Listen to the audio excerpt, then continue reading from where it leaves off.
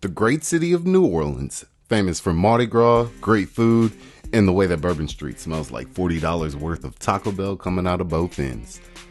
Cocktails. I meant to say cocktails. New Orleans' rich cocktail culture has given birth to many great drinks like the Ramos Gin Fizz, the Vieux Carré, Brandy Custard, and the not-so-great Hand Grenade. But only one holds the title as New Orleans' official cocktail, the Sazerac.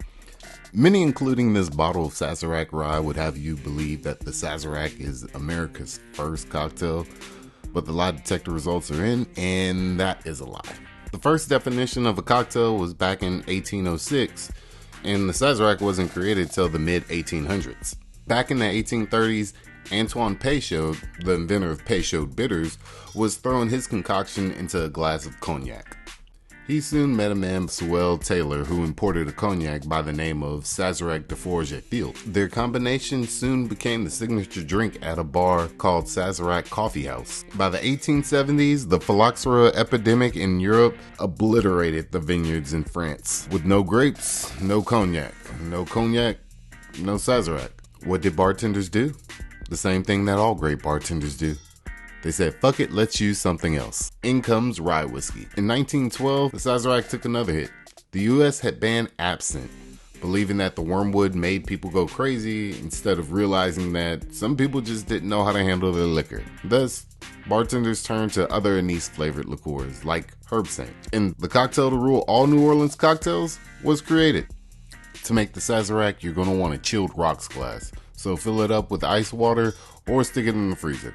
The chilled glass will do two things. Since it's served up, it'll keep the drink colder longer, and the absinthe rinse will stick better to a cold glass than it would a warm glass, giving a better aroma. For our ingredients, we're going to need Peychaud bitters, sugar, cognac, rye whiskey, absinthe, and a lemon. Peychaud's bitters, the only ingredient in this cocktail that hasn't changed throughout all these years.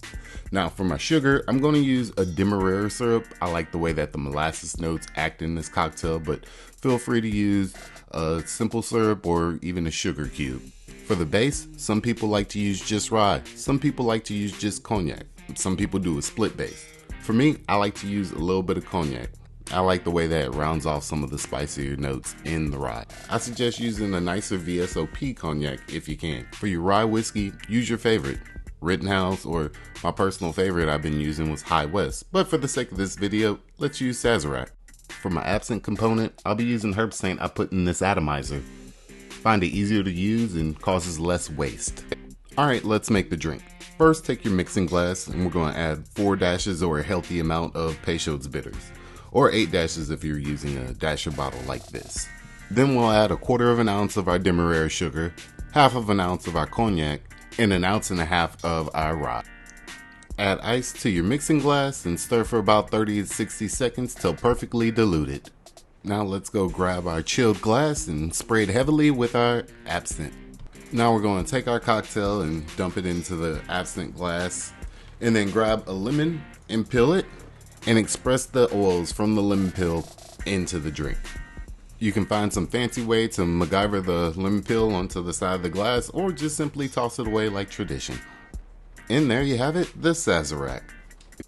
So the first thing to note about this drink is its amazing smell when you go to take that first sip. The drink itself deliciously melds all these flavors together. The spice from the rye, the fruit from the cognac, the anise flavors, the citrus of the lemon, all together absolutely wonderful. So make one at home, just in case you can't make it to New Orleans because, well, gas prices are ridiculous. And just have a drink.